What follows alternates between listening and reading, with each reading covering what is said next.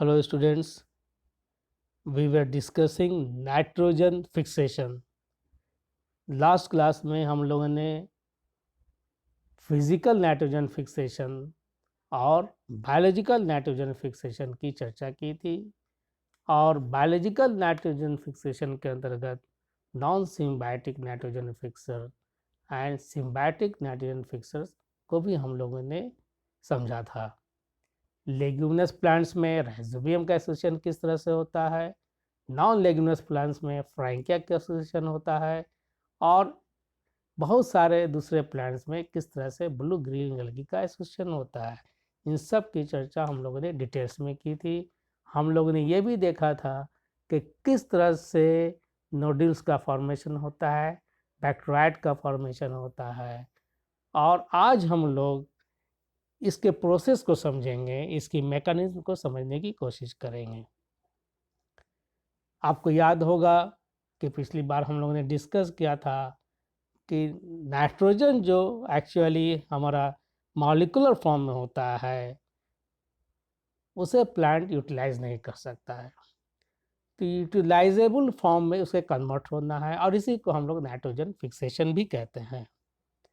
But this process is very complex process और nitrogen जो कि मॉलिक्यूलर नाइट्रोजन होता है उसको अमोनिया के फॉर्म में कन्वर्ट होने पर, जो कि यूटिलाइजेबल फॉर्म होता है, it actually involves a continuous process और इसे कैटलाइज करता है जो एंजाइम, उसे हम लोग कहते हैं नाइट्रोजिनेज एंजाइम या फिर नाइट्रोजिनेज एंजाइम कॉम्प्लेक्स। तो पहले हम लोग इस एंजाइम कॉम्प्लेक्स को समझेंगे, thereafter we will discuss the mechanism. Nitrogenase enzyme complex जो है ये actually it is made up of two protein components. First one is MOFE protein.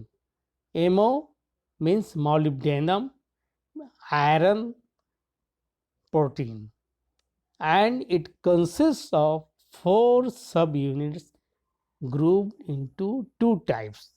दो तरह का 4 subunits का बना होता है ये and it has 2 molybdenum, 24 to 32 iron and about 24 sulfur atom per molecule, and the molecular weight of this component is about 2 lakh to 3 lakh. Now the second component, it is known as Fe protein component without molybdenum, and it consists of 2 identical subunits and it has 4 iron and 4 sulfur atoms per molecule, and the molecular weight is 55,000 to 65,000. पहला unit जो इसका होता है first unit जो कि molybdenum unit होता है वो लार्जर होता है, बिगर होता है, जिसे नाइट्रोजिनेस कहा जाता है। एंड द सेकंड यूनिट जो कि एफी प्रोटीन है वो स्मॉलर होता है और इसे रिडक्टेज के नाम से जाना जाता है, nitrogenase reductase. Both the components are coloured because the presence of एफी आइटम। एफी आइटम की वजह से दोनों ही कलर्ड होता है and both are essential for the reduction of nitrogen to ammonia.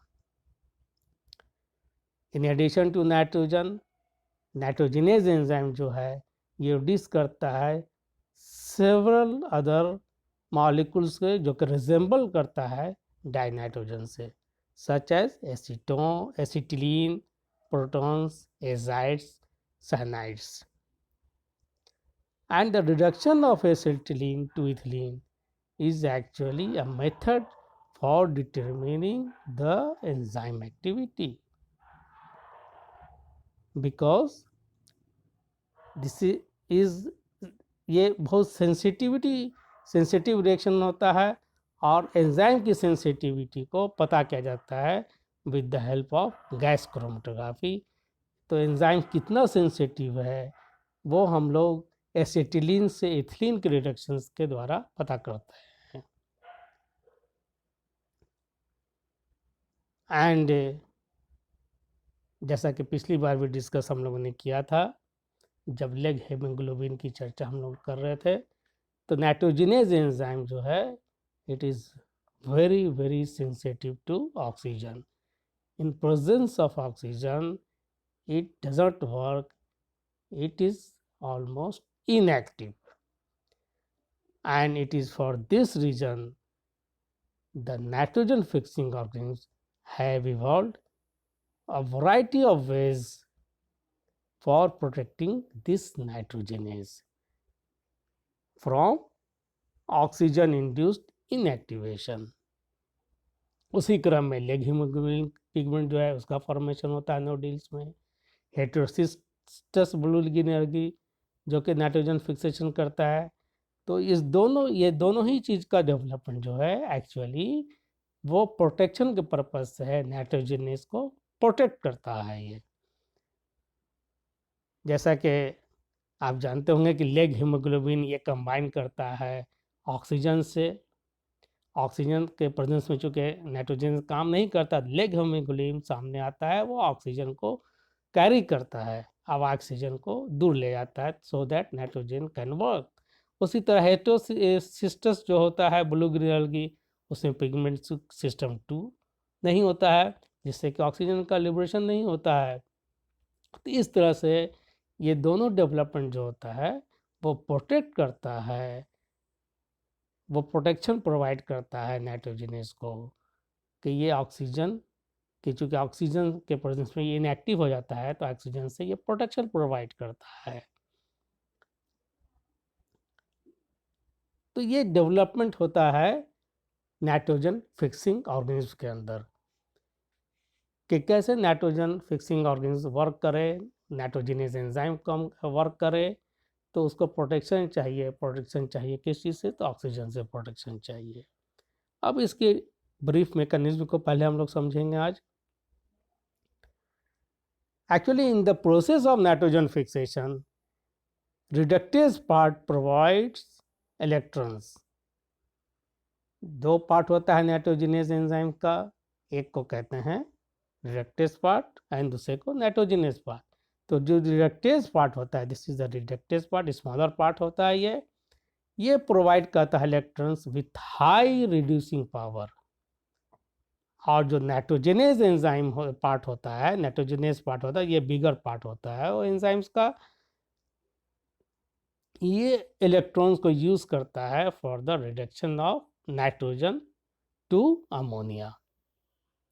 इस तरह से दोनों पार्ट जो होता है वो वर्क करता है और रिडक्शन करता है नाइट्रोजन का अमोनिया में। And the transfer of electrons from the reductase to nitrogen component is actually coupled to the hydrolysis of ATP by the reductase। यहाँ पर ATP का भी हाइड्रोलिसिस होता है और इस तरह से रिड्यूस्ड फेरोडॉक्सिन जो होता है वो इलेक्ट्रॉन को देता है Fe प्रोटीन में फर्स्ट। इसके डिटेल्स ट्रांसफर ऑफ इलेक्ट्रॉन्स को हम लोग बाद में पढ़ेंगे हम लोग।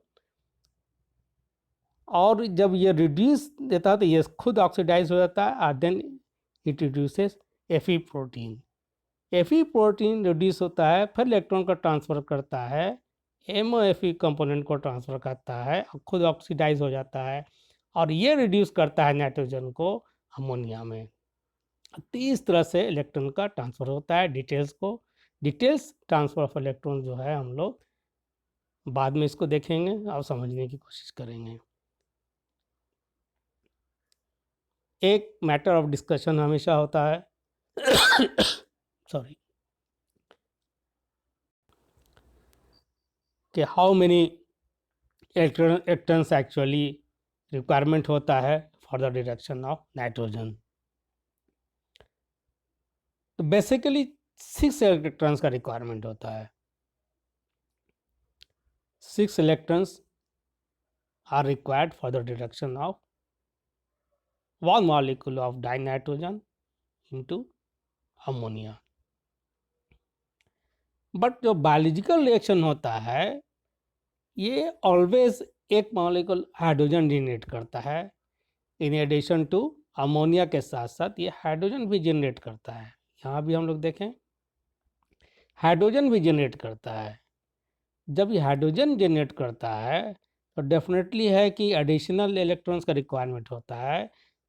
तो इस तरह के रिएक्शन में ऑलवेज 8 मॉलिक्यूल्स इलेक्ट्रॉन का रिक्वायरमेंट होता है।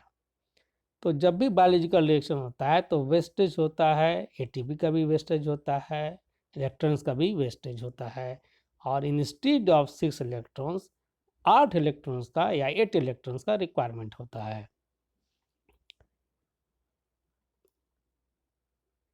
So in most of the nitrogen fixing microorganisms, the 8 high potential electrons come from reduced ferredoxin, जो कि इलेक्ट्रॉन्स आता है, फेरेडॉक्सिन आता है जो कि रिड्यूस्ड होता है। अब वो और ये इलेक्ट्रॉन्स कहाँ से आता है?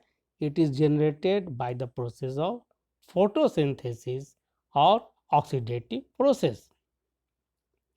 And 2 molecules of ATP are hydrolyzed for each electron transferred. एक इलेक्ट्रॉन ट्रांसफर के लिए 2 मॉलिक्यूल एटीपी का रिक्वायरमेंट होता है। क्योंकि 8 इलेक्ट्रॉन्स का रिक्वायरमेंट होता है इसलिए 16 ATP are needed for each molecule of nitrogen reduced. तो एक मॉलिक्यूल नाइट्रोजन के रिडक्शन में 16 एटीपी का रिक्वायरमेंट होता है and 8 electrons are needed. So the equation becomes N2 plus 8 electrons plus 8 hydrogen atoms plus 16 ATP and thereafter the production of 16 ADP हो जाता है एंड 2 मॉलिक्यूल्स ऑफ हमारा अमोनिया का प्रोडक्शन होता है और एक हाइड्रोजन मॉलिक्यूल्स का भी प्रोडक्शन होता है।